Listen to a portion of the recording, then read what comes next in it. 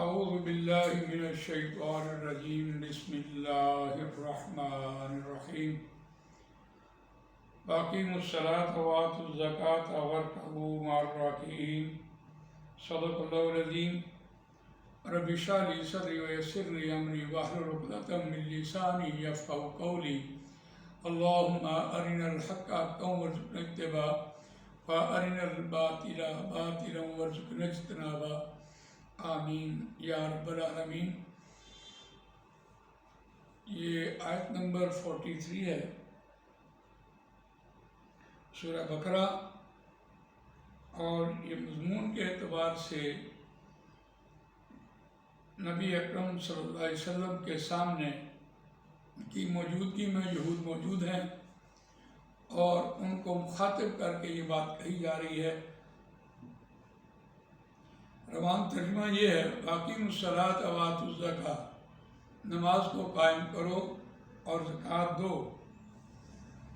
وارکعوا مع الراکعین، اور رکوع کرو رکوع کرنے والوں کے ساتھ۔ روان ترجمے اور لفظی ترجمے کے اعتبار سے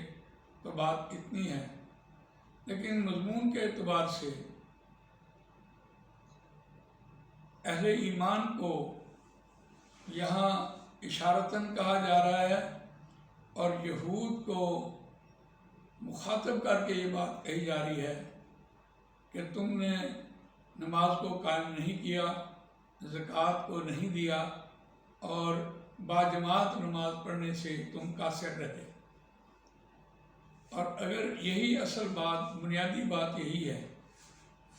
کہ نماز کو قائم کرنا ہے، زکوٰۃ کو دینا ہے اور باجماعت نماز پڑھنے کی تلقین کی جا رہی ہے، یہود میں یہ بات ختم کر دی گئی تھی، ختم ہو گئی تھی،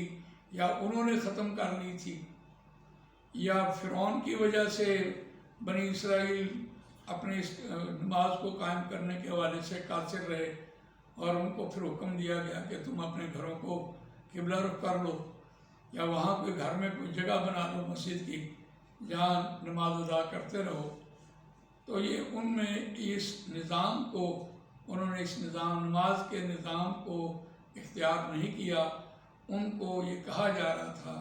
کہ تم اس کو اختیار کرو، اور تم نے اس کو چھوڑا ہے۔ اہل ایمان کو کہا جا رہا تھا کہ چونکہ ان میں یہ خرابی موجود ہے، اس لیے اہل ایمان تم نے اس خرابی کو اختیار نہیں کرنا۔ اب اس میں جو نماز کے قائم کرنے کے حوالے سے بات ہے، یہاں دیکھیے نماز کو قائم کرنے کے بعد زکوٰۃ کا ذکر آیا ہے اور رکوع کا ذکر آیا ہے، اور اس کے بعد سجدے کا ذکر آیا ہے۔ یعنی اس سے یہ دلیل یہ نہیں بنتی کہ قرآن مجید کی ترتیب یہ ہو، یعنی ہماری نماز کی ترتیب یہ ہو کہ ہم رکوع کریں، کھڑے ہوں، قیام میں کھڑے ہوں، اور پھر سجدہ کریں، پھر رکوع کریں وغیرہ وغیرہ۔ یعنی اس میں سجدے کا ذکر نہیں ہے،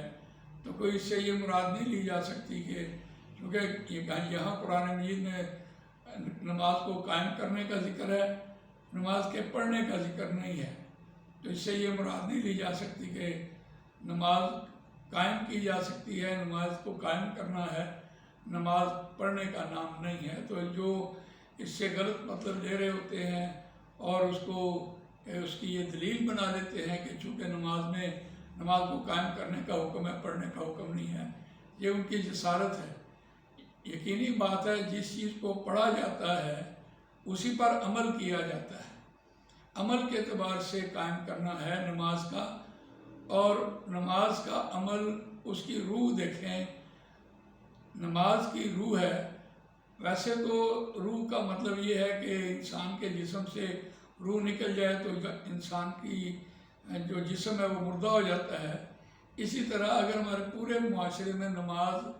کا ایک سسٹم ہے، اور تربیتی نظام ہے، اور افضل عبادت ہے جو پوچھی جانی ہے، اگر اس کی روح کو ملوث خاطر نہ رکھا جائے تو یقیناً انسان دنیا میں بھی ناکام ہو جاتا ہے۔ اب روح کے حوالے سے دیکھتے ہیں تو امیر کی اطاعت اور وقت کی پابندی، یہ نماز کی روح ہے۔ یہ دونوں چیزیں اگر ہم اس کو اختیار کریں، معاشرے میں جو بھی ہم کام کریں اس میں وقت کی پابندی کا لحاظ رکھیں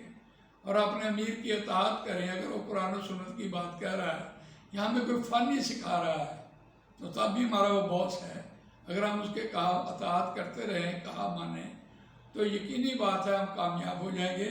اور یہ بات جو ہے یہ ہمیں نماز سے مل رہی ہے، اس کو نماز کا قائم کرنا کہتا ہے۔ یقیناً نماز کے اور فائدے تو بے شمار ہیں، لیکن نماز کو قائم کرنے کے حوالے سے جب انسان اللہ کے حضور خشوع اور خضوع کے حالت میں اللہ کے حضور پیش ہوتا ہے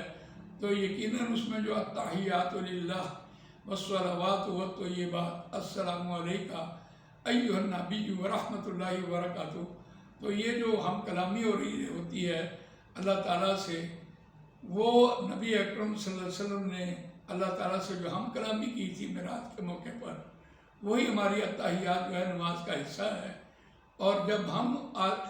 اپنے ظہر سے لے کر عصر تک کے حالات جو کچھ بھی لے کے جا رہے ہوتے ہیں، اللہ کے حضور پیش کر رہے ہوتے ہیں،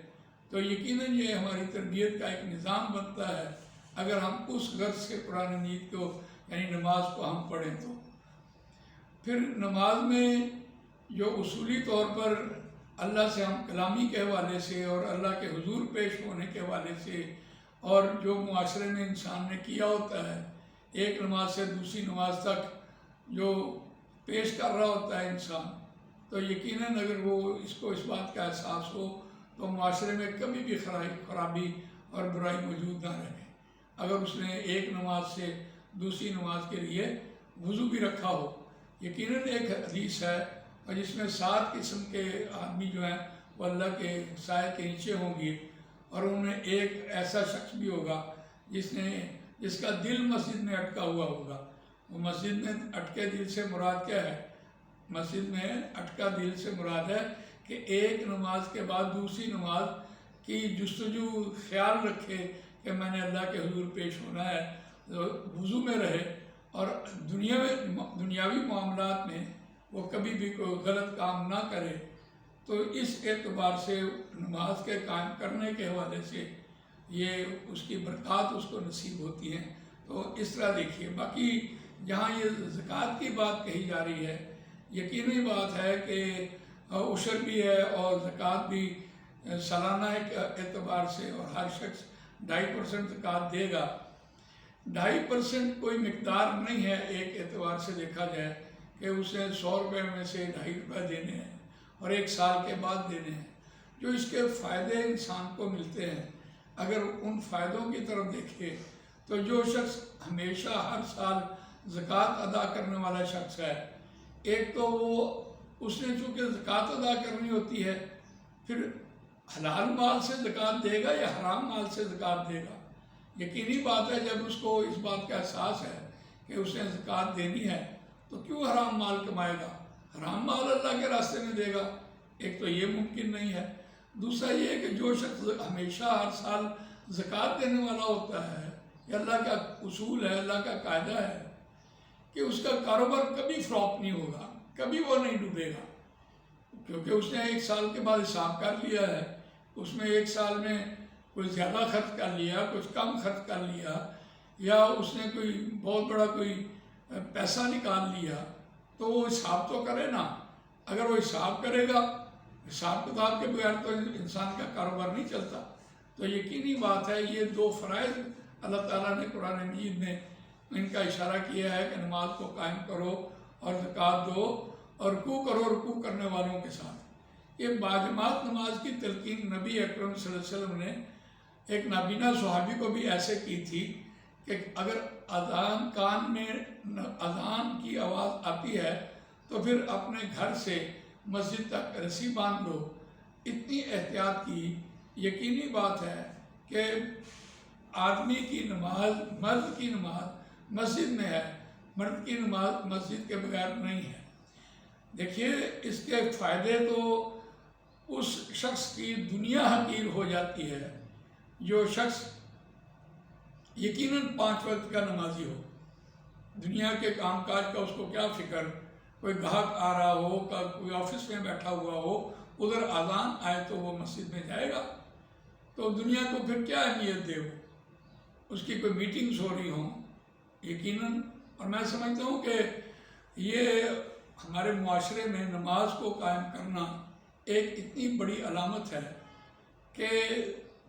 ہمارا معاشرہ دین پر قائم ہو جائے گا۔ اس کی کتنی بھی تلقین کی جائے، میں یہ سمجھتا ہوں کہ گھر جو چلتے ہیں وہ میاں بیوی سے چلتے ہیں۔ عورتوں کی نماز تو گھر میں ہو جاتی ہے، لیکن اگر ایک عورت اپنے والد کو، اپنے بھائی کو، اپنے شوہر کو اور اپنی اولاد کو، جو اس کی ذمہ داری ہے، اس کو مسجد میں بھیجے، تو میں سمجھتا ہوں کہ یہ ہمارا معاشرہ جو ہے نور علی نور ہو جائے گا۔ اور ہمارے ہاں کوئی، چونکہ ہم نے اللہ کے حضور پیش ہونا ہے، جس کو اللہ کا ڈر ہوتا ہے وہی نماز کی طرف آتا ہے۔ قرآن مجید میں آپ دیکھیے گا، یا ایھا الذین آمنوا استعینوا بالصبر والصلاۃ ان اللہ مع الصابرین، یہاں بھی ہے، اور یا ایھا الذین آمنوا استعینوا بالصبر والصلاۃ وانھا لکبیرۃ الا علی الخاشعین الذین یظنون انہم ملاقو ربہم وانہم الیہ راجعون۔ خاشعین کون لوگ ہیں؟ جن کو اس بات کا یقین ہے کہ انہوں نے اپنے رب سے جا ملاقات کرنی ہے،